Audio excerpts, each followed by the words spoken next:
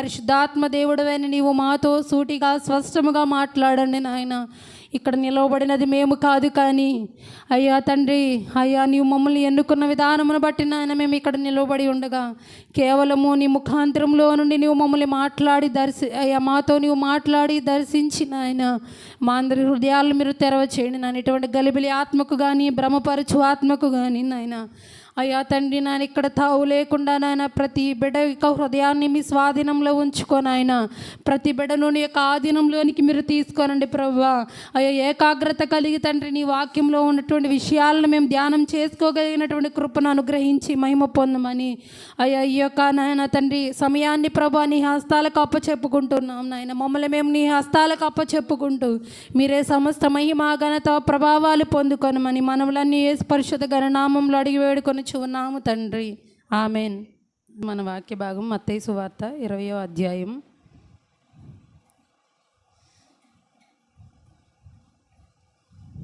20వ వచనం.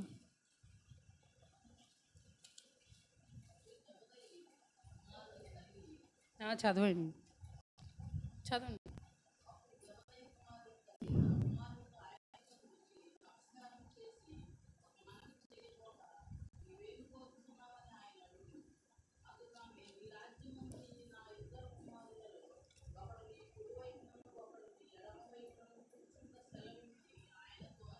చాలండి. మహోన్నతుడా పరిశుద్ధుడా నీ ఘనమైన నామాన్ని బట్టి వందనాలు స్తోత్రాలు చెల్లిస్తూ ఉన్నాం నాయన. ఇప్పుడు నాయన చదవబడినటువంటి వాక్య భాగంలో నుంచి కొన్ని విషయాలు మేము ధ్యానం చేసుకొనబోతూ ఉండగా పరిశుద్ధాత్మ దైవమా నీవు మా మధ్య ఉండి మాతో ఉండి నాయన ఈ యొక్క లేఖనంలో నుంచి మరుగైన విషయాలు నీవు మాకు బయలుపరిచి మీరే మహిమ పొందమని మనవులన్నీ పరిశుద్ధ నామములో అడిగి వేడుకొని చున్నాము తండ్రి, ఆమెన్.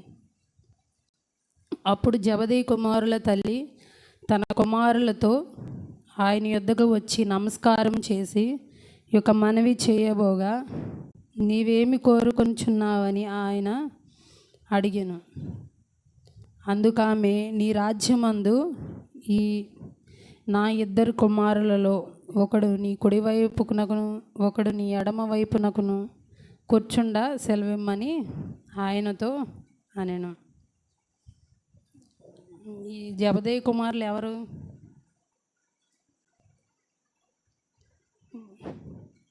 ఎవరికైనా ఐడియా ఉందా? జబదయి కుమారులు ఒకసారి చూద్దాం. మార్కు సువార్త 1వ అధ్యాయం. జబదయి అనేది ఒక వ్యక్తి పేరు. ఆ వ్యక్తికి ఉన్న ఇద్దరు కుమారులు. ఆ కుమారులు ఎవరో చూడండి. మార్కు సువార్త 1వ అధ్యాయంలో ఉంది. మార్కు సువార్త 1వ అధ్యాయం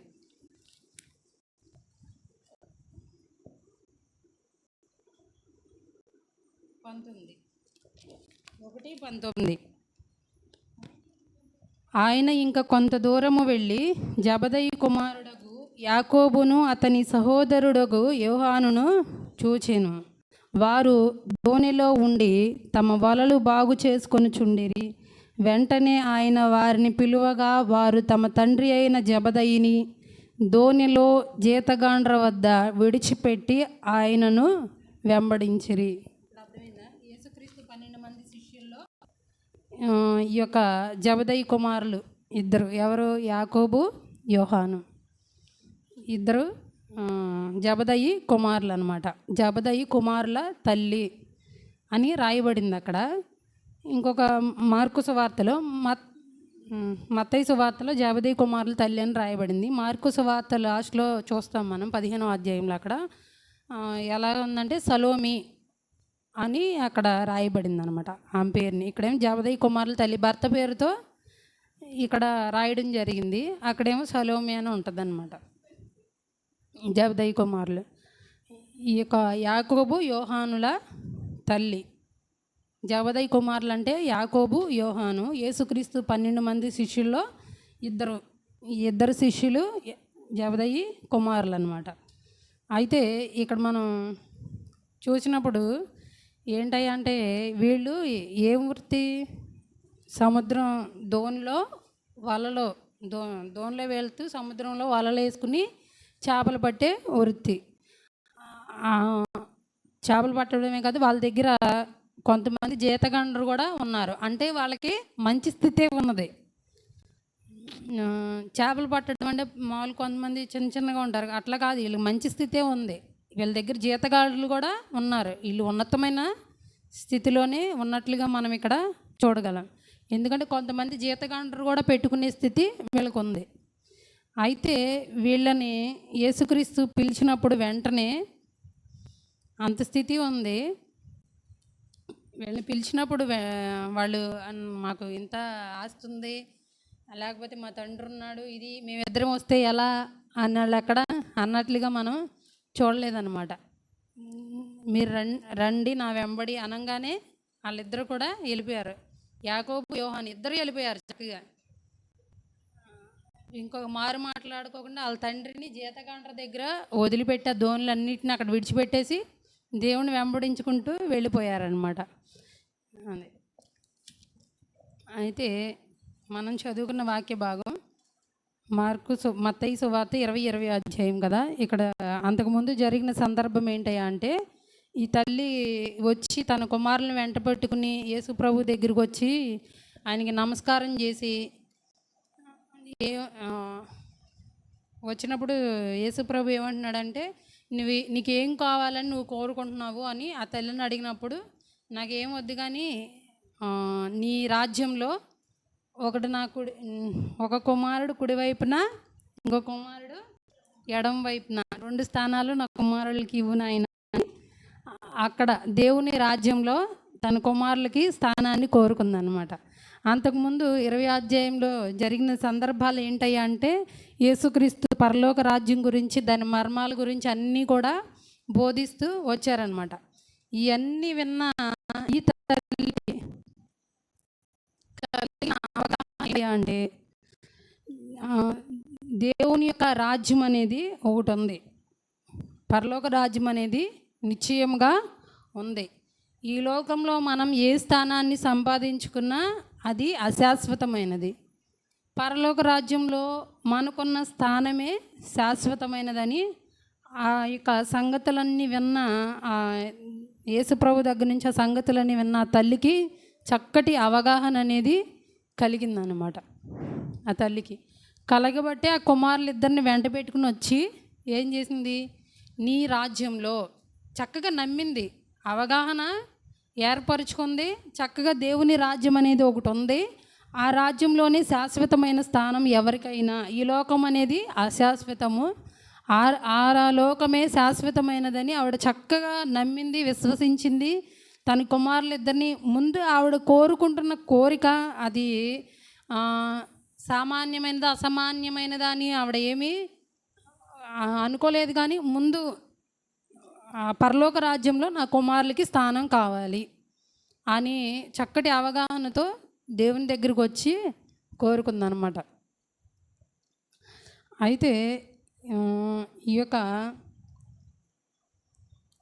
ఈ తల్లిని మనకి సాదృశ్యంగా కనుక తీసుకుంటే, మనం ఈ లోకంలో తల్లులైన వారు చాలామంది ఉన్నాం కదా. మనందరం మన పిల్లలందరికీ తల్లులు, ఇక్కడ ఉన్న వాళ్ళందరూ తల్లులే ఉన్నారు. అయితే మన పిల్లల గురించి మనం కోరుకుంటుంది ఏంటి? ఈ తల్లి దగ్గర నుంచి మనం నేర్చుకోవాల్సింది, మన పిల్లలకి ఈ లోకంలో ఉన్నటువంటి ఈవుల కొరకు మన పిల్లల్ని పెంచుతున్నామా, లేకపోతే శాశ్వతమైన పరలోక రాజ్యం కొరకు మన పిల్లల్ని పెంచుతున్నామా అనేది మనమందరం కూడా ఒక చక్కటి అవగాహన అనేది కలిగి ఉండాలనేది ఈ తల్లి మనకి నేర్పిస్తుంది అనమాట. ఈ మధ్యాహ్న కాల సమయంలో ముందు చక్కగా 2 కుమారులను వెంట పెట్టుకుని వచ్చింది. ఆ కుమారులు కూడా చూసారా, గమనిస్తే ఈ తల్లిదండ్రులు చక్కటి దైవికమైనటువంటి కోణంలో తమ పిల్లల్ని పెంచిన వారిగా ఉన్నారు అని చెప్పుకోవడానికి ఎటువంటి సందేహము లేదనమాట.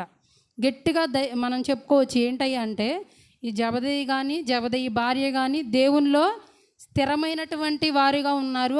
అదే కోణంలో వారి పిల్లల్ని కూడా స్థిరమైన వారిగానే నడిపిస్తూ వస్తున్నారనమాట. అందుకనే యేసుప్రభు వచ్చి పిలవంగానే వాళ్ళు చక్కగా మొత్తం విడిచిపెట్టేసి ఆయన్ని వెంబడించారు. అయితే వారు ఏమీ ఆలోచించలా, మాకు ఇంత ఆస్తి ఉంది కదా, మా దగ్గర పని చేయడానికి జీతగాళ్ళు కూడా ఉన్నారు, మేమెందుకు ఈయన్ని వెంబడించాలి? ఈయన వెంబడిస్తే మనకి దొరికేదేంటి? నిందలు, అవమానాలు, పోరాటాలు తప్ప యేసు ప్రభువుని వెంబడించడం వల్ల మనకి దొరికేదేంటి? మనకేంటి మేలు అని వీళ్ళు ఆలోచించలేదు. అంతేకాదు వాళ్ళ తల్లిదండ్రులు కూడా వాళ్ళని ఎక్కడ కూడా, అక్కడ జబదేయి ఉన్నారు కదా, ఆయన కూడా ఏంట్రా వెళ్తున్నారని వాళ్ళని ఆటంకపరిచినట్టు మనం అక్కడ చూడమన్నమాట. ఆ తల్లిదండ్రులు ఆధ్యాత్మికంగా పటిష్టంగానే ఉన్నారు. వారిని కన్న తల్లిదండ్రుల్లాగానే ఈ పిల్లలు కూడా పటిష్టమైనటువంటి స్థానంలోనే ఉన్నారు ఆత్మీయంగా అని చెప్పుకోవడానికి ఎలాంటి సందేహము లేదనమాట. మనం ఈ లోకంలో కనుక చూసినట్లయితే ఉదాహరణకి చాలామంది ఏంటయ్యా అంటే, మనం దేవుని నమ్ముకున్న వాళ్ళల్లోనే మనకి చాలా 100కి 90% ఇంకా ఎక్కువే అని చెప్పుకోవచ్చు. మనం ఏం అలవాటు చేస్తామంటే పిల్లలకి ఎక్కువగా మనకి అక్కడ అంత ఆస్తుంది, మనకి ఇక్కడ ఇంత ఆస్తుంది, లేకపోతే అది చేస్తే అంత సంపాదించవచ్చు, మనం అది చదివితే ఇంత చేయొచ్చు అని ఈ యొక్క భౌతికపరమైనటువంటి ఆశీర్వాదం కొరకు మన పిల్లల్ని, వాళ్ళ మైండ్ని మనం అలా తయారు చేస్తూ వెళ్తామన్నమాట. కానీ ఈ యొక్క జబదయి కుమారుల తల్లి కానీ, ఆ జబదయి కానీ ఎవరు కూడా ఈ పిల్లల్ని అలా తయారు చేసినట్లుగా మనం చూడం. ఎందుకంటే వీళ్ళని భౌతికపరమైనటువంటి ఈవుల కొరకే ఈ వాళ్ళలో నూరి పోస్తూ వాళ్ళని పెంచినట్లయితే వాళ్ళు ప్రభు వచ్చి పిలవంగానే పరిగెత్తుకుని వెళ్ళేవాళ్ళు అంటారా? వెళ్ళేవాళ్ళు కాదు కదా. నీకున్నదంతా విడిచిపెట్టేయమని అక్కడ ఒక యవనస్తుడితో దేవుడు చెప్పినప్పుడు ఆయన ఏం చేశాడు? వ్యసనపడి వెళ్ళిపోయాడు, వదలలేదు కదా. అట్లా కాదు, వీళ్ళు చక్కగా ఏం చేశారు? దేవుణ్ణి వెంబడించుకుని వెళ్ళిపోయారు. ఈ దేవుడిని వెంబడించడం వల్ల మనకు దొరికేది ఏంటి అని ఆ పిల్లలు అనుకోలేదు. ఈ దేవుడు వెంపడపడి వెళ్ళిపోతున్నారు, ఇంత ఆస్తిపాస్తులు వదిలిపెట్టి ఇంక నా పిల్లలే వీళ్ళే కదా అనుభవించాల్సింది, వీళ్ళేంటి ఇలా వెళ్ళిపోతున్నారు అని వాళ్ళ తల్లిదండ్రులు కూడా అనుకోలేదు. ఈ లోకంలో మనం కలిగి ఉన్నదంతా, ఈ లోకంలో మనం సంపాదించిందంతా అంతా కూడా వ్యర్థమే. ఒకగానొక దినాన శాశ్వతంగా నిలిచేది ఏంటయ్యా అంటే దేవుని రాజ్యము. మనం తల్లిదండ్రులుగా వాళ్ళకి ఎంత సంపాదించి దాచిపెట్టినప్పటికీ కూడా అదేది కూడా వారిని పరలోక రాజ్యానికి హక్కుదారులుగా చేయలేదు. వారిని పరలోక రాజ్యానికి హక్కుదారులుగా చేసేది ఏంటయ్యా అంటే యేసుక్రీస్తు ఒక్కడు మాత్రమే. ఆయనను వెంబడిస్తే ఈ లోకంలో అన్నీ దూరం అయిపోవచ్చు, కానీ ఆయన రాజ్యం మాత్రం నా కుమారులకి దగ్గరగా ఉంటుందని వాళ్ళు అట్లా వదిలేశారు పిల్లల్ని ఆయన వెంబడించడానికి, ఆయనతో వెళ్ళడానికి. ఎలాంటి నిందలైనా, ఎలాంటి అవమానాలైనా, ఎలాంటి పోరాటాలైనా, ఎలాంటి సమస్యలైనా యేసు ప్రభువుని వెంబడిస్తున్నటువంటి కొన్ని సందర్భాల్లో వాళ్ళకి నిందలు ఏర్పడతాయి, అవమానాలు వస్తాయి. ఒక్కొక్కసారి తినడానికి సరైనటువంటి ఆహారం కూడా ఉండని పరిస్థితి ఉంటుంది. ఇవన్నీ ఉంటాయి. అయినప్పటికీ కూడా ఈ పిల్లలు కానీ ఆ తల్లిదండ్రులు కానీ ఎక్కడ కూడా సంశయించినట్లు మనం చూడమన్నమాట. అదే విశ్వాసంతో ఈ యొక్క తల్లిగారు కూడా వచ్చి అప్పుడు చక్కగా ఎంత అవగాహన పరలోక రాజ్యం గురించి, వాళ్ళ కుమారులు ఎక్కడ ఉండాలి, దేవుని రాజ్యంలో కుడివైపున ఒకరు, ఎడమ వైపున ఒకరు. వింటున్న చాలామందికి ఇది స్వార్థంగానే ఉంటుంది. ఎలాగంటే పరలోక రాజ్యంలో యేసుక్రీస్తు పక్కన, పరలోక రాజ్యంలో దేవుడి పక్కనే వీళ్ళిద్దరే ఉండాలా, వీళ్ళ కుమారులే, ఇంకెవరు ఉండకూడదా అన్నట్లుగా అనిపించింది. అక్కడ ఉన్న వాళ్ళు కూడా అనుకునే ఉంటారు, అక్కడ ఉన్నారు కదా ఇంకా చాలామంది, వాళ్ళు కూడా ఇట్లాగే అనుకుని ఉంటారు మనకులాగానే, ఏంటి వీళ్ళిద్దరు కుమారులే ఉండాలా, ఎంత స్వార్థపర్రాలో అన్నది. కానీ అది స్వార్థమైనా అవ్వచ్చు, ఏదైనా అవ్వచ్చు, కానీ ఒక చక్కటి అవగాహన, దేవుని రాజ్యంలో తన పిల్లలు మంచి స్థానంలో ఉండాలి, కుడివైపున ఎడమ వైపున మంచి స్థానంలో. పరలోక రాజ్యంలో కూడా స్థానాలు ఉంటాయని చెప్తుంటే వింటాం కదా మనం. ఒక మంచి స్థానంలో తన కుమారులు ఉండాలి అనేటి ఒక మంచి అవగాహన కలిగిన తల్లి. ఈ మధ్యాహ్న కాల సమయంలో ఈవిడ నుంచి మనం నేర్చుకోవాల్సింది ఏంటయ్యా అంటే, తల్లులైన మనం, లేకపోతే తండ్రులైన వారు, లేకపోతే ఇంకా తండ్రులు కాబోతున్న వారు ఎవరైనప్పటికీ కూడా మనం నేర్చుకోవాల్సింది ఏంటంటే, మనం గమనించవలసింది, మన పిల్లలు ఎంత ఉన్నతంగా, ఎంత ఉన్నత శిఖరాలు అధిరోహిస్తున్నప్పటికీ కూడా, చదువుల్లో కానీ, విద్యాపరంగా కానీ, వ్యాపార పరంగా కానీ, లేకపోతే ఉద్యోగపరంగా కానీ, ఎంత ఉన్నతమైన స్థానంలో ఉన్నప్పటికీ కూడా వాళ్ళు దేవుని కలిగిన వారుగా లేకపోతే, దేవుని కలిగి కనుక లేకపోతే, ఈ దేవునిలో కనుక లేకపోతే అవన్నీ వ్యర్థమే, అవన్నీ వ్యర్థమే. ఈ దేవుని కలిగి ఉంటే అదే వారికి ఆశీర్వాదం.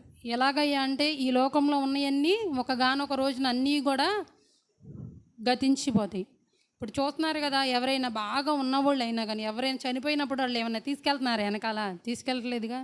వాళ్ళు చనిపోయినప్పుడు మొన్న ఒక పాస్టర్ గారు నిడుమూలు వచ్చిన ఆయన చెప్తుంటే విన్నాం. ఎవరో చనిపోయారు అని చెప్పుకుంటారు, మరణించారని. వాళ్ళు మరణించడం ఏంటి, దేవుని రాజ్యంలో ఎల్లప్పుడూ నిలిచే ఉంటారు, వాళ్ళు బ్రతికే ఉంటారు అని ఆయన ఎంత గట్టిగా చెప్తున్నారు. నాకు చాలా హృదయానికి చాలా ఇదిగా అనిపించింది, మంచి బలం పుంజుకున్న మాటగా. ఎప్పుడు చనిపోరు, ఈ లోకాన్ని విడిచిపెట్టి పరలోక రాజ్యానికి వెళ్ళారు, వాళ్ళు బ్రతికే ఉన్నారు. వారి ఆత్మ దేవుని రాజ్యంలో బ్రతికే ఉంది అని.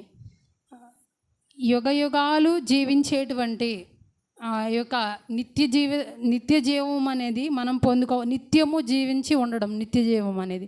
ఆ నిత్య జీవం మన బిడ్డలకు కలగాలి అంటే వారు ఎలా ఉండాలి? దేవుని కలిగిన వారిగా ఉండాలి. కలిగిన వారిగా ఉండాలి అంటే, ఇప్పటికే కొంతమంది పిల్లలు చెయ్యి దాడిపోయారు, మనం చెప్పినా వినేంత స్థానంలో లేరు. వారిని మనం ఇంకా ఇట్లా నడిపించడం కొంచెం మనకు కష్టతరం అనిపించవచ్చు, కానీ మనం ప్రయత్నం చేసి ప్రార్థన చేస్తే దేవుడు దాన్ని ఎలాగైనా సాధ్యపడతారు. మనం వ్యక్తిగతంగా ఇంత అభివృద్ధి పొందారు, అంత అభివృద్ధి పొందారు అని మనం దానికి సంతోషించే దానికంటే, రేపు వచ్చే ముందు ఏర్పడే దాని గురించి మనం ఆలోచించాలన్నమాట. ఎలాగయ్యా అంటే, వాళ్ళ స్థితి ఎలా ఉంటుంది పరలోక రాజ్యంలో. నేను పరలోక రాజ్యం వెళ్తాను, మరి వాళ్ళు ఏమైపోతారు అని యొక్క అవగాహన అనేది మనకి ఖచ్చితంగా ఉండాలి.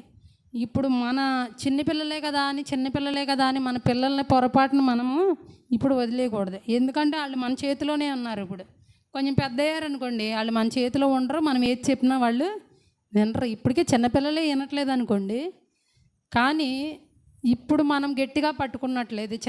చిన్నపిల్లలే కదా అని మనం పొరపాటున వదిలేయకూడదు పిల్లల్ని. అలాగే మనకి ఉన్నటువంటి పిల్లలు ఎవరైతే ఉన్నారో వారి గురించి కూడా మన హృదయంలో భారం అనేది ఖచ్చితంగా మన పిల్లల గురించి కూడా భారం అనేది ఖచ్చితంగా ప్రతి ఒక్కరికి అవసరం. ఏ భారం అంటే, నా పిల్లలు దేవుని రాజ్యంలో, నేనే కాదు నా పిల్లలు కూడా దేవుని రాజ్యంలో హక్కుదారులుగా ఉండాలి, దేవుని రాజ్యంలో ఒక మంచి స్థానాన్ని కలిగి ఉండాలనే భారము, బాధ్యత పిల్లల గురించి అవ్వచ్చు, కుటుంబీకుల గురించి అవ్వచ్చు. ఆ భారం అనేది ప్రతి ఒక్కరిలో ఉండాలి. మనం ప్రయత్నం చేస్తే దేవుడు కార్యాన్ని సఫలపరుస్తాడు. మనం ఏ ప్రయత్నం చేయకుండా, మనం ప్రార్థన చేయకుండా, వీళ్ళు ఎంత చేసినా ఇంతే అని మనం వదిలేస్తే ఎలా అవ్వదు కదా. మనం భారం కలిగి ప్రార్థన చేస్తే దేవుడు తప్పకుండా ఏదో ఒక రోజున, మీరు చూసినా చూడకపోయినా ఏదో ఒక రోజున మీ ప్రార్థన ఫలింపచేసి మీ పిల్లలను కూడా ఆయన నిత్య రాజ్యంలో వారసులుగా ఉండే కృపను దేవుడు ఖచ్చితంగా అనుగ్రహిస్తాడు. ఈ తల్లి కూడా చక్కగా తీసుకొచ్చింది వాళ్ళ కుమారుని. తర్వాత వచ్చిన చదవండి అమ్మ. అందుకు యేసు, మీరేమి అడుగుచున్నారో అది మీకు తెలియదు, నేను తాగబోవు గిన్నెలోనిది మీరు త్రాగగలరా అని అడుగగా వారు త్రాగగలమనిరి. అందుకు యేసుప్రభు అడుగుతున్నారు, మీరు ఏం అడుగుతున్నారో మీకు తెలియదు, నేను తాగబోయే గిన్నెలోది మీరు త్రాగగలరా అంటే, నా శ్రమలలో మీరు పాలివారిగా ఉండగలరా? మీకు ఆ రాజ్యం కావాలంటే నా శ్రమలలో మీకు పాలు పొందులు అవ్వవలసిన అవసరం ఉంటుంది. మీరు పాలు పొందులు పొందగలరా అని ఆ కుమారులు అడుగుతున్నప్పుడు వాళ్ళు ఏమంటున్నారు, మేము పొందగలం, మేము శ్రమలను సహించగలం, నిందలను భరించగలం. ఏదైనా సరే మేము నీ రాజ్యంలో మాత్రం ఉండాలి అని ఈ కుమారులు కూడా చక్కగా ఆయనకి సమాధానం చెప్తున్నారనమాట. అంటే వీళ్ళకి ఎంత మంచి ఆత్మీయ అవగాహన కలిగిన పిల్లలుగా ఉన్నారు. ఈ కుటుంబం అంతా కూడా తల్లిదండ్రులే కావచ్చు, పిల్లలే కావచ్చు, చక్కటి ఆత్మీయ అవగాహన కలిగిన కుటుంబంగా ఉన్నది, ఒక దైవికమైనటువంటి కుటుంబంగా.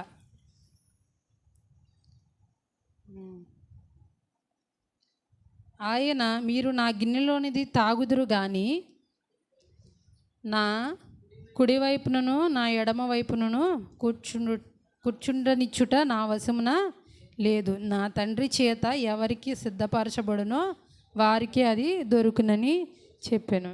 నేను తాగే గిన్నెలోనిది, నా శ్రమల్లో మీరు పాలివారు అవ్వడం అనేది అవ్వగలరు, కానీ ఎడమ వైపున కుడివైపున అనేది నా చేతుల్లో కూడా లేదు, నా తండ్రి వశానే ఉన్నాయి అని చెప్తున్నాడు యేసుప్రభు.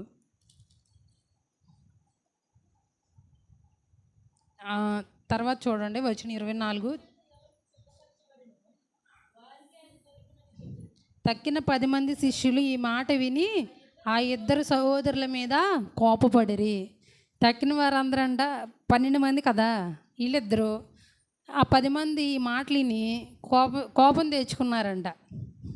అది ఇందాక చెప్పుకున్నాం కదా మనం, అది వీళ్ళకే కావాలా స్థానం అన్నట్లుగా కోపం వచ్చిందంట. వాళ్ళు మాట్లాడి ఏం అడుగుతున్నారో తెలియట్లేదు, వీళ్ళు ఏంటి యేసుప్రభు తాగే దాంట్లో తాగుతారా అన్నట్టుగా వాళ్ళు కోపగించుకున్నారంట. అయితే భవిష్యత్తులో ఈ కుమారులకు కలిగిన స్థితి ఏంటయ్యా అంటే, ఇలా అడిగారు కదా, తర్వాత చక్కగా వీళ్ళు దేవుని వెంబడిస్తూ ఆయన శిష్యులుగా 12 మంది శిష్యుల్లో 2 శిష్యులుగా ఉన్నారు. తర్వాత నేను తాగబోయే గిన్నెలోని మీరు తాగగలరా అని దేవుడు ప్రశ్నించాడు కదా. అంటే నా శ్రమలలో మీరు పాలివారుగా ఉండగలరా అని ప్రశ్నించాడు అనమాట. తర్వాత జరిగింది ఏంటయ్యా అంటే, యాకోబు ఉన్నాడు కదా, యేసుక్రీస్తు 12 మంది శిష్యుల్లో మొట్టమొదటిగా దేవుని కొరకు హతసాక్షిగా మారాడనమాట. మొట్టమొదటిగా హతసాక్షిగా చేయబడింది యాకోబు. అంటే మరణాన్నైనా సరే సహించారు, మరణాన్నైనా భరించడానికి దేవుని కొరకు సిద్ధపడ్డారు. దేవుని కొరకు మొట్టమొదటి హతసాక్షిగా చేయబడింది 12 మంది శిష్యుల్లో యాకోబు. నేను తాగబో గిన్నెలోనిది మీరు త్రాగగలరా? త్రాగగలం ప్రభువా, నీ కొరకు మేము ఏదైనా చేయగలం, ఆఖరికి మా ప్రాణాలను కూడా మేము సమర్పించగలం అన్నట్లుగా అదే మాటతో నిలబడ్డారనమాట. ఆఖరి వరకు, వారి జీవితాంతం వరకు కూడా అదే మాటతో నిలబడి యాకోబు భక్తుడు మొట్టమొదటిగా శిరచ్ఛేదనము చేయబడ్డాడు. దేవుని కొరకు మొట్టమొదటిగా 12 మంది శిష్యుల్లో హతసాక్షిగా మార్చబడ్డాడు. దేవునికి మహిమ కలుగును గాక. నిజంగా తన కుమారులను ఈ రకంగా సమర్పించినటువంటి ఆ తల్లిదండ్రులు నిజంగా చాలా ధన్యులు, చాలా ధన్యులు. మనకు తెలిసి మన కుమారులు సమస్యల్లోకి వెళ్ళాలని, మన కుమారులు కానీ మన కుమార్తెలు మన పిల్లలు శ్రమల్లో పయనించాలని మనం ఎవరము కూడా అనుకోము, దాన్ని మనం సహిస్తూ కూడా ఉండలేము. అయినప్పటికీ ఈ తల్లిదండ్రులకి అన్ని పరిస్థితులు వీళ్ళ ముందు తలెత్తుతూ ఉన్నప్పటికీ కూడా వీళ్ళంతా ఇదిగా దేవునిలో ఇంకా వారి యొక్క ఆధ్యాత్మిక జీవితాన్ని ఇంకా బలంగా పటిష్టంగా చేసుకోగలిగారంటే అది వారిలో ఉన్నటువంటి దైవికమైనటువంటి కృపయే తప్ప వేరొకటి లేదనమాట. ఈ యొక్క జెబెదయి కుమారుల తల్లి దేవుని గురించి మంచి అవగాహనే కాదు, దేవుని రాజ్యం గురించి యేసు ప్రభువుని చాలా అపరిమితంగా ప్రేమించిన తల్లి. అంతేకాదు ఒక శిష్యురాలిగా యేసు ప్రభువుని వెంబడిస్తూనే ఉంది. ఇప్పుడు శిష్యులు ఉన్నారు, 12 మంది ఉన్నారు. ఈ 12 మందితో పాటు ఇంకా చాలామంది యేసు ప్రభువుని ఆయన బోధలు వింటూ ఆయన వెంబడించేవాళ్ళు, ఆయన రొట్టె ముక్కలు తిని ఆయన వెనకాల ఆయన వెంబడిస్తూ ఆయన చేసే అద్భుతాలు, ఆయన చేసే సూచక క్రియలు అన్నీ చూస్తూనే వచ్చారు చాలామంది. అయితే ఈ తల్లిగారు కూడా ఆయనను వెంబడించేటువంటి ఒక శిష్యురాలుగా ఉంది. అంతేకాదు యేసు ప్రభువుని అపరిమితముగా ప్రేమించే స్త్రీగా కూడా ఉంది. మత్తయి సువార్త 27వ అధ్యాయం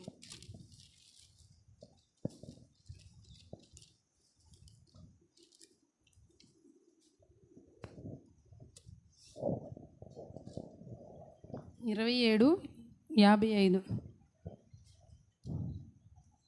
యేసునకు ఉపచారము చేయుచు గలిలయ నుండి ఆయనను వెంబడించిన అనేక మంది స్త్రీలు దూరముగా నుండి చూచుచుండిరి. వారిలో మగ్దలేని మరియయు, యాకోబు యేసే అనువారి తల్లి అయిన మరియయు, జబదయి కుమారుల తల్లియు ఉండిరి. ఈ యొక్క తల్లి కలిగినటువంటి స్థితి ఏంటయ్యా అంటే, యేసుక్రీస్తు సిలువను, మరణాన్ని, పునరుద్ధానాన్ని కూడా దగ్గరుండి తన కన్నులతో చూడగలిగినటువంటి కృపను పొందుకుందనమాట. సిలువ వేయబడుతూ ఉన్నప్పుడు యేసుక్రీస్తు సిలువ వేయబడి ఆయన యొక్క యెరూషలేము వీధులలో, రాజవీధుల్లో వెళ్తున్నటువంటి సందర్భాల్లో కూడా ఈ తల్లి వెంబడిస్తూనే ఉంది. సిలువ దృశ్యాన్ని కళ్ళతో చక్కగా చూసింది. అంతేకాదు ఆయన మరణించాడు కదా సిలువ మీద, అది చూసింది. దేవుని యొక్క పునరుద్ధానాన్ని కూడా చూసింది. తర్వాత మార్కు సువార్త 15వ అధ్యాయం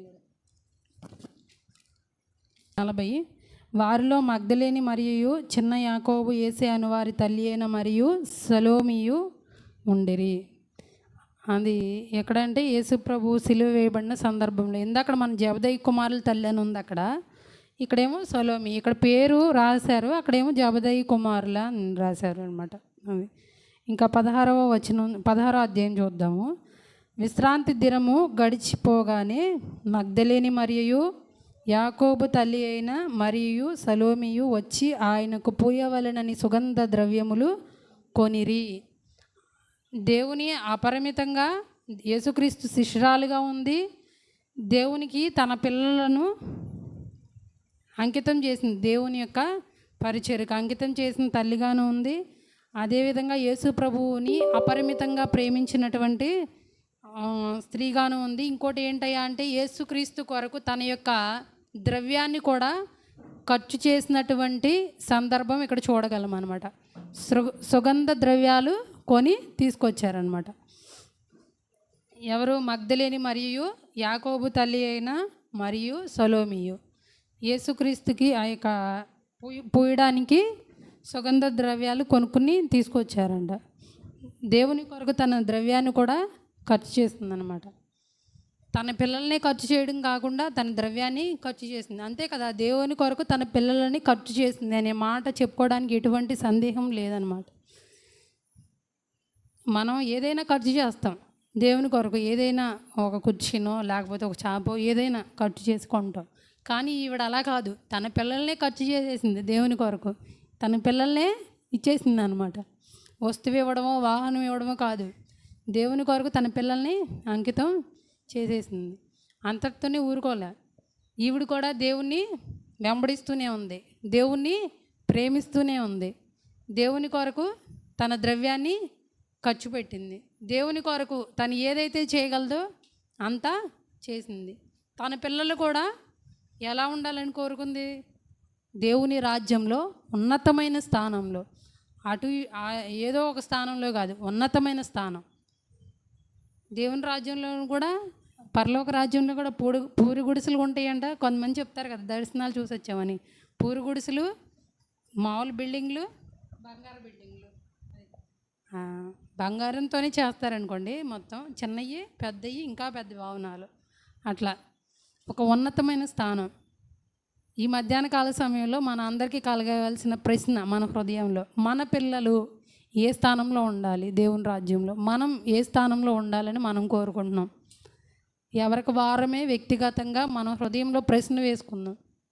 ప్రశ్న వేసుకుంటే మనకు అర్థమైపోద్ది మన యొక్క స్థితి ఏంటో. అసలు ఒక్కొక్కసారి అనిపించవచ్చు, అసలు నేను ఇంత ఇదిగా ఉన్నాను, నాకు అసలు స్థానమైనా ఉంటుందా అని. కానీ దేవుని సన్నిధిలో మన యొక్క స్థితి ఏదైనప్పటికీ కూడా మనం ఒప్పుకొని ప్రార్థన చేసినప్పుడు దేవుడు తప్పకుండా క్షమిస్తాడు. ఆయన రాజ్యంలో మనకి స్థానాన్ని కల్పిస్తాడు. అతిక్రమములు దాచిపెట్టువాడు వర్ధిల్లడు, దాన్ని ఒప్పుకొని విడిచిపెట్టువాడు కనికరాన్ని పొందుతాడు. అయితే యాకోబు గురించి చెప్పుకున్నాం కదా. యాకోబు మొట్టమొదటిగా హతసాక్షిగా చేయబడ్డాడు. మొట్టమొదటి హతసాక్షి 12 మంది శిష్యుల్లో. తర్వాత ఇంకో కుమారుడు ఉన్నాడు కదా, యోహానును దేవుడు ఏ విధంగా వాడుకున్నాడు? ఒక బలమైన సాధనంగా, దేవుని కొరకు ఒక బలమైన సాధనంగా యోహాను వాడబడ్డాడు. ఈ రోజున ప్రకటన గ్రంథం మన చేతిలో ఉందంటే దేవుని ప్రత్యక్షత. ప్రకటన గ్రంథం అనేది ప్రత్యక్షత గ్రంథం అని చెప్తారు కదా. భవిష్యత్తులో జరగబోయే దాన్ని మర్మాలను బయలుపరచబడి మన ముందు ఉన్నదంటే అది కేవలము యోహాను భక్తుడి నుండి వచ్చిందనమాట. ఈ రోజున మనందరి చేతిలో ప్రకటన గ్రంథం ఉందంటే దేవుడు ఆ దినాల్లో పద్మాసు దీపంలో పరవాసిగా చేయబడినటువంటి యోహాను భక్తుడు రాసినటువంటి గ్రంథమే ప్రకటన గ్రంథం. దేవుడి కొరకు తన పిల్లల్ని సమర్పించినటువంటి ఆ తల్లిదండ్రులకు కానీ, లేకపోతే దేవుని కొరకు వారికి ఉన్నదంతా వదిలిపెట్టి వచ్చినటువంటి ఈ కుమారులకు కానీ దేవుని దృష్టిలో మంచి ఘనత వచ్చిందా రాలేదా?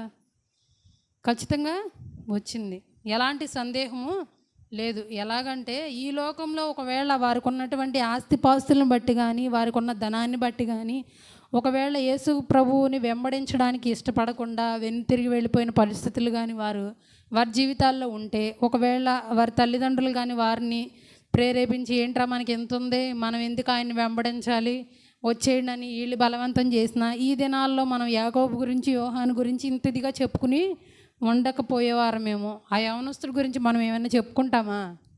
చెప్పుకోం కదా. యేసు ప్రభుని కాదని వెళ్ళిపోయిన యవనస్తుడి గురించి. కానీ వీరి గురించి మనం ఎంత ఇదిగా చెప్పుకోగలుగుతున్నామంటే వీళ్ళు మనందరికీ గొప్ప మాదిరిగా ఉన్నారు. ఎలాగంటే ఏ సమస్య అయినా, ఏ శ్రమ అయినా, ఏ ఇరుకైనా, ఏ ఇబ్బంది అయినా, నేను తాగబోయే గిన్నెలో త్రాగగలను నాయన, నీ శ్రమల్లో మేము పాలు పొందగలం. అలాగే పొందారు. ఈ పద్మాస ద్వీపం అనేది చాలా చలితో నిండినటువంటి ద్వీపంలో ఇన్ని అక్కడ బంధించి ఉంచారంట యోహానుని. అటువంటి సందర్భంలో దేవుని ప్రత్యక్షత పొందుకొని యోహాను భక్తుడు ఈ యొక్క ప్రకటన గ్రంథాన్ని దేవుడు యోహాను భక్తుడికి బయలుపరిచాడు. జరగబోయే విషయాలు 666 ముద్ర, ఇవన్నీ 24 మంది పెద్దలు, ఇవన్నీ రాసున్నాయి కదా. అవన్నీ ప్రత్యక్షత మొత్తం ఆ ప్రకటన గ్రంథంలో రాయబడి ఉందన్నమాట. అటువంటి కృపను యోహానికి దేవుడు అనుగ్రహించాడు. అంతేకాదు యేసుక్రీస్తు 12 మంది శిష్యుల్లో మొట్టమొదటిగా యోహాను చనిపోయాడు. చిట్ట చివరిగా మొట్టమొదటిగా యాకోబు చనిపోయాడు. చిట్ట చివరిగా 12 మందిలో యోహాను చనిపోయాడు అన్నమాట. మొట్టమొదటిగా యాకోబు, తర్వాత చిట్ట చివరిగా యోహాను.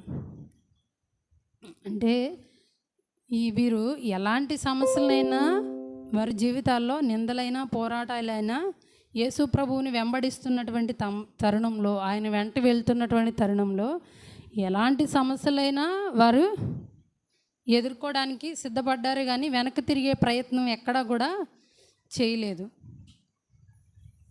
కాబట్టి దేవుడు వారికి ఆ ఘనత ఇచ్చాడు. అయితే హతసాక్షులైన వారికి దేవుడిచ్చే ఘనత ఏంటయ్యా అంటే, ప్రకటన గ్రంథంలో 24 మంది పెద్దలు అని ఉంది కదా. ఆ 24 మంది పెద్దల్లో కుడివైపున ఎడమవైపున కాదు కానీ 24 మంది పెద్దలు, 24 సింహాసనాలు అని ఉంటుంది కదా. ఆ సింహాసనాల్లో ఖచ్చితంగా ఈ యొక్క యాకోబు యోహానికి దేవుడు ఖచ్చితంగా నిశ్చయముగా మనం చూస్తాం పరలోకం వెళ్ళినప్పుడు ఆ 24 మంది పెద్దల్లో ఈ ఇద్దరు ఉండడం. దేవుడు మంచి ఆధిక్యతనే ఇచ్చాడు. ఎందుకంటే హతసాక్షులు 12 మందికి 24 మంది అని ఎలా చెప్తారంటే 12 గోత్రికుల్లో 12 మంది, ఈ యొక్క యేసు ప్రభు శిష్యుల్లో 12 మంది అని 24 మంది పెద్దలని చెప్తారనమాట. యోహాను గురించి నాకు క్లారిటీ లేదు, కానీ నేను విన్నది ఏంటి అంటే ఎలా చనిపోయాడని, ఒక జంతువు చర్మాన్ని ఒలిసి, పచ్చి చర్మాన్ని దాంట్లో పెట్టేసి మూట కట్టేస్తే అది ఎండలో పెడితే అది ఏమైద్ది, చర్మం కుసించుకుపోయి ఎట్లా అయిపోద్ది, కుసించుకుపోయి బీరుసుకుపోయి, అది ఎలాంటి భయంకరమైన పరిస్థితి చూడండి. శిరచ్ఛేదనం అంటే ఇలా నరికేస్తే అలా వెళ్ళిపోద్ది. ఇది చూడండి ఎంత భయంకరమైన పరిస్థితో. ఇంత ఇదిగా దేవుని కొరకు నిలవబడినటువంటి వారిని దేవుడు విడిచిపెడతాడా? విడిచిపెట్టాడు. మనకి అలాంటి సమస్యలు రావాలని కాదు, కానీ మనకి అలాంటి సమస్యలు కాదు, చిన్న సమస్య ఎదురైతేనే మనం యేసుప్రభుని వెంబడిస్తున్నాం కదా, మనం రక్షణ పొందుకొని ఆయన సన్నిధిలోకి వచ్చి మనం యేసుప్రభుని వెంబడిస్తున్నటువంటి ఈ నేపథ్యంలో ఎవరైనా మనం దేవుని నమ్ముకున్న దాన్ని బట్టి కానీ, దేవుని వెంబడిస్తున్న దాన్ని బట్టి కానీ, మన జీవితంలో ఎదురైన పరిస్థితులను బట్టి కానీ, ఏదైనా మనల్ని హేళన మాట కానీ, ఏదైనా నిందకరమైన మాట కానీ, లేకపోతే ఏదైనా బాధించే మాట కానీ, లేకపోతే దేవుని నమ్ముకున్నామని మనల్ని పక్కకు నెట్టే పరిస్థితులు కానీ ఏర్పడినప్పుడు ఆ చిన్న చిన్న వాటినే మనము సహించుకోలేం. ఆ చిన్న చిన్న వాటినే మనము మన జీవితాన్ని ఇముడ్చుకోలేమన్నమాట. ఏంటి ఇవన్నీ రావడానికి కారణం దేవుణ్ణి నమ్ముకోబట్టేగా. ఆయన నమ్ముకోకుండా ఉంటే ఇవన్నీ వచ్చేవి కాదుగా నా జీవితంలో అన్నట్లుగా అనిపించినటువంటి సందర్భాలు కూడా మన జీవితంలో ఏర్పడతాయి. కానీ ఈ యొక్క వీరి జీవితంలో, ఈ యొక్క యాకోబు యోహానుల జీవితంలో ఎన్నో సమస్యలు, ఎన్నో నిందలు, అవమానాలు, పోరాటాలు, ఆఖరికి హతసాక్షులైపోయే పరిస్థితి, మరణకరమైన పరిస్థితులు దేవుడు నమ్ముకున్న దాన్ని బట్టి వారి జీవితంలో తలెత్తినప్పటికీ కూడా వారు ఎక్కడ కూడా వారి విశ్వాసంలో వెనుతిరిగి వెళ్ళిపోలేదు. వారు అంతిదిగా విశ్వాసంలో బలంగా పాతుకుపోవడానికి కారణం ఏంటయ్యా అంటే వారి తల్లిదండ్రుల ప్రార్థన అనేవచ్చు, వారి తల్లిదండ్రులు వారికి నేర్పించినటువంటి ఆత్మీయ పాఠాలు, వారి తల్లిదండ్రులు వారిని పెంచినటువంటి దైవికమైనటువంటి కోణం వాళ్ళు అంతిదిగా నిలబడగలగడానికి కారణం అన్నమాట. ఈ మధ్యాహ్న కాల సమయంలో దేవుడు మనకి ఒక ప్రశ్న వేస్తున్నాడు అనమాట. మీ బిడ్డలను మీరు ఎలా పెంచుతూ ఉన్నారు, మన పిల్లల్ని ఎలా పెంచుతూ ఉన్నామని. చిన్న చిన్న ఈ రాగానే చిన్న చిన్న సమస్యలు అటు ఇటు కొట్టుకుపోయే స్వభావం ఉందా మన పిల్లల్లో? లేకపోతే ఏదైనా ఒక నిందో దేవుని కొరకు ఏదైనా ఒక పోరాటము ఏదైనా మనకి ఎదురయ్యే పరిస్థితుల్లో ఎందుకు ఇవన్నీ అని విశ్వాసంలో దిగజారిపోయి ఆయన వెంబడించేటువంటి మార్గంలో వెనక్కి తిరిగే పరిస్థితులు ఉన్నాయా మన జీవితాల్లో కానీ, మన పిల్లల జీవితాల్లో కానీ? అలా ఉంటే మన జీవితాల వల్ల ఎటువంటి మహిమ అనేది దేవునికి రాదు. వీరి జీవితాలు దేవునికి మహిమకరంగా చేయబడినాయి. యాకోబు యోహానుల జీవితాలు దేవునికి మహిమకరంగా చేయబడినాయి. అంతేకాదు యేసు ప్రభువు సిలువ వేయబడినటువంటి తర్వాత, అమ్మా ఇదిగో నీ కుమారుడు, ఇదిగో నీ తల్లి అని ఎవరికి అప్పచెప్పాడు బాధ్యతని? యోహానికి అప్పచెప్పాడు తన తల్లి బాధ్యతని. అంటే యోహానులో ఆయన చూచినటువంటి కోణం ఎలా ఉందో తెలుసా? ఒక బాధ్యత కలిగినటువంటి వ్యక్తిగా యోహానుని దేవుడు గుర్తించాడు. అంతమంది ఉన్నారు అక్కడ, ఎవరికైనా అప్పచెప్పవచ్చు, కానీ యోహానికి అప్పచెప్పడంలో ఉద్దేశం ఏంటయ్యా అంటే యోహాను ఈ బాధ్యతను ఖచ్చితంగా నిర్వర్తించగలడు. మనం ఏదైనా అంతే కదా, మనం ఏదైనా ఒక బాధ్యతను ఎవరికైనా అప్పచెప్పినప్పుడు ఎవరైతే ఆ పని సక్రమంగా చేయగలరో వాళ్ళకి ఇస్తేనే ఆ పనికి న్యాయం జరిగిద్దని వారికి అప్పచెప్తాం. ఎవరికి పడితే వాళ్ళకి అప్పచెప్పంగా. అట్లాగే దేవుడు కూడా అన్ని విషయాల్లో కూడా ఈ కుమారులు యోహాను కానీ యాకోబు కానీ చక్కటి ఆధ్యాత్మికమైనటువంటి స్థితి కలిగిన వారిగా ఉన్నారు. వాళ్ళ తల్లిదండ్రులు కూడా అలాగే వారిని పెంచారు. ఈ మధ్యాహ్న కాల సమయంలో ఈ జబదయి భార్య కానీ కుటుంబం కానీ, సలోమి అంటే సమాధానకరమైన అని అర్థం. ఈవిడిని చక్కగా మనం ఏం చెప్పుకోవచ్చు అంటే సమాధానకరమైన కుటుంబాన్ని నిర్మించినటువంటి కుటుంబ నిర్మాత అని కూడా మనం సలోమి గురించి చెప్పుకోవచ్చు. ఎందుకంటే ఒక ఇంట్లో ఒక స్త్రీ కానీ సమాధానకరంగా దేవునితో కనుక లేకపోతే అది చాలా పరిణామాలే ఎదురవుతాయి అన్నమాట. ఎవరు ఎలా ఉన్నప్పటికీ కూడా ఒక దైవికమైన స్త్రీ దేవునిలో సమాధానకరమైనటువంటి స్థితిలో ఉంటే ఆ కుటుంబం అనేది చక్కటి ఇదిగా కట్టబడుతూ వెళ్తుంది అన్నమాట.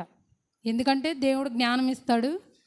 ఏదైనా సమస్య వచ్చినప్పుడు ఆ స్త్రీ ఏం చేస్తుంది, దేవుని సన్నిధిలోకి వచ్చి దేవునికి మొరపెట్టిద్ది. కాబట్టి దేవుడు ఏం చేస్తాడు, ఆ స్త్రీకి మంచి జ్ఞానాన్ని ఇస్తాడు.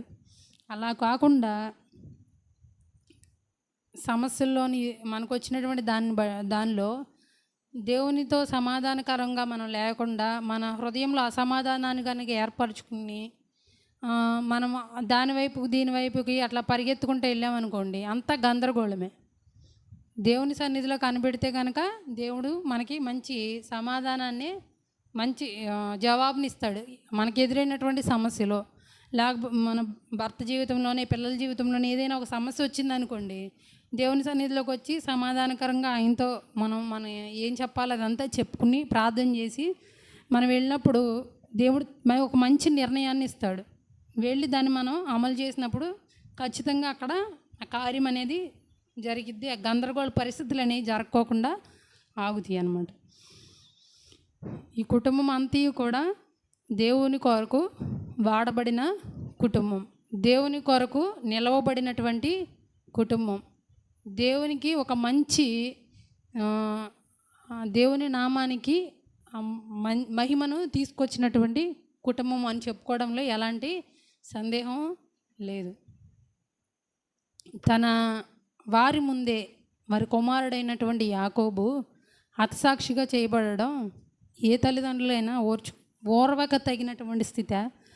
అయితే నేను అనుకుంటున్నాను, ఈ తల్లిదండ్రులు చూసినప్పుడు దేవా నీకే మహిమ, నీ రాజ్యంలో గొప్ప స్థానాన్ని కుమారుడికి అనుగ్రహించావని వారు అట్లా దేవుడికి అప్పచెప్పేసి ఉంటారు ఆ కుమారుడిని. కాబట్టి మనం మన పిల్లల గురించి అయినా మన గురించి అయినా మనం కోరుకోవాల్సింది ఏంటయ్యా అంటే, భౌతికంగా ఉన్నతమైన స్థానంలో ఉండాలనుకోవడం అనేది దాంట్లో తప్పు లేదు.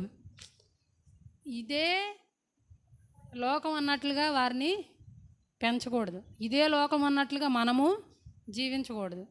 భౌతిక ఆశీర్వాదాలతో పాటు వాటికంటే ఇంకా ఇది ఆధ్యాత్మికపరమైనటువంటి ఆశీర్వాదం, దేవుని రాజ్యంలో వారసులుగా ఉండే స్థితే, అదే మనకి ఎల్లప్పుడూ నిలిచి ఉండేదనేటువంటి దృక్పథాన్ని మన పిల్లలకి చిన్నప్పటి నుంచే మనం ఎంతైనా కానీ కలిగించాలి.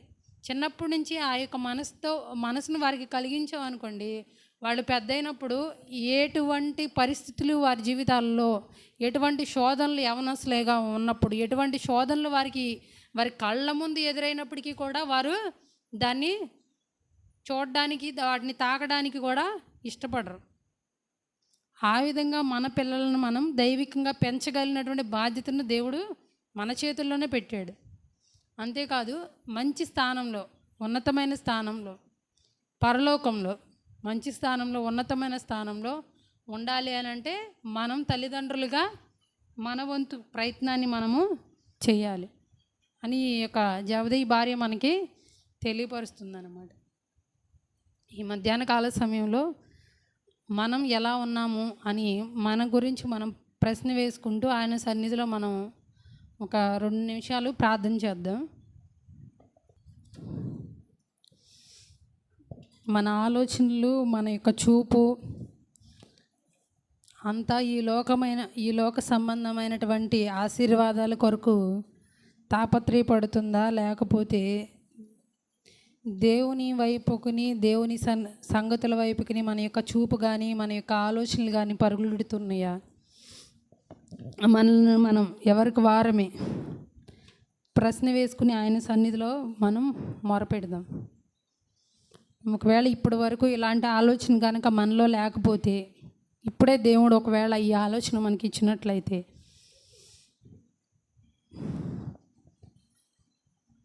ఇక నుండైనా నా పిల్లలు భౌతికంగా కాదు కానీ నీలోనే గొప్పవారిగా ఉండాలని ఆశిస్తున్నాను నాయన అంటూ దేవుని సన్నిధిలో మనం పట్టుదల కలిగి ప్రార్థించినప్పుడు దేవుడు తప్పకుండా మన ప్రయాసకు తగినటువంటి ఫలాన్ని ఆయన నిశ్చయముగా అనుగ్రహిస్తాడు. స్తోత్రములు స్తోత్రములు స్తోత్రములు నాయన. పరిశుద్ధుడా, మహోన్నతుడా, మహాగణుడా, నీకు వందనములు స్తోత్రాలు చెల్లిస్తూ ఉన్నాం నాయన. నిత్య నివాసి నీకు వందనములు స్తోత్రాలు చెల్లిస్తూ ఉన్నాం ప్రభువా. నీకు వందనములు వందనములు వందనములు వందనం. జీవగ్రంథంలో ఏ కోణంలో మన పేరు నిలిచింది? అవును, ఎంతోమంది జీవవాక్యాన్ని లోకంలో చాటుతూ తన జీవితాలను ప్రభు కొరకు దారపోసిన వారు కోకొల్లలుగా ఉన్నారు. హతసాక్షుల రక్తము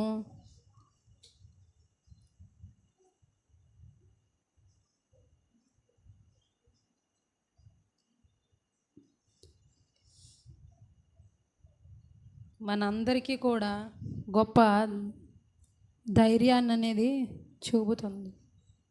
ఏ విధంగా అంటే, ఈ లోకంలో ఇప్పుడు మనం అనుభవిస్తున్నటువంటి సమస్య అయినా, నిందైనా, అవమానమైన, పోరాటమైన అది చాలా స్వల్పమైనదని,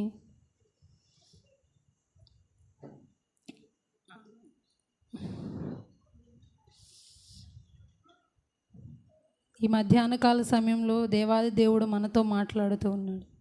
ఎంతోమంది దేవుని కొరకు నిలవబడి వాక్యము బోధిస్తే, లేకపోతే ప్రార్థన చేస్తే, లేకపోతే సువార్త ప్రకటించుకుంటూ వెళ్తే వారి ప్రాణాలు కోల్పోవలసినటువంటి పరిస్థితులు, వారి రక్తం ఏరులై పారేటువంటి పరిస్థితులు, వారి కుటుంబాలు సహా దేవుని కొరకు సమర్పించవలసినటువంటి సమయాల్లో, సందర్భాల్లో సైతము కూడా వారు వెనుతిరిగి వెళ్ళిపోలేదు. కనుకనే ఈ దినాల్లో మన వరకు ఈ స్వార్థ రాగలిగింది. ఈ యొక్క రక్షణ మార్గం అనేది ఈ దినాల్లో మన వరకు ఈ యొక్క రక్షణ మార్గం వచ్చిందంటే వారందరి యొక్క రక్తమే మనకి పణముగా పెట్టి ఈ యొక్క రక్షణను అందించిన వారు ఉన్నారు. కాబట్టే ఈ యొక్క రక్షణను మనం ఈ రోజున పొందుకోగలిగాం. మనం ఈ మధ్యాహ్న కాల సమయంలో ఎవరికి వారమే ప్రార్థన చేద్దాం. మనం దేవుని మాట ఎవరికైనా చెప్పవలసిన పరిస్థితిలో, మనం నిందిస్తారని, అవమానపరుస్తారని తెలిస్తేనే మనము చెప్పం. కానీ వారి ప్రాణాలు కోల్పోతారని తెలిసినా కానీ దేవుని మాటలను వారు ప్రకటించడానికి ఎక్కడ కూడా సంశయించలేదు. కాబట్టి అలాంటి వారికి దేవుడు తన యొక్క రాజ్యంలో గొప్ప స్థానాన్ని అనుగ్రహించాడు.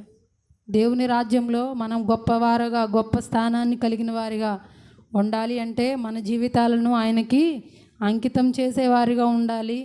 అంతేకాదు, ఎటువంటి సమస్యలు, ఎటువంటి నిందలు, పోరాటాలు, ఎటువంటి ఉపద్రవాలు మనకి తలెత్తినప్పటికీ కూడా వాటన్నిటిలో మనం తట్టుకుని నిలవబడగలిగినప్పుడు మాత్రమే దేవుని యొక్క రాజ్యంలో మనకి స్థానం అనేది దొరుకుతుంది.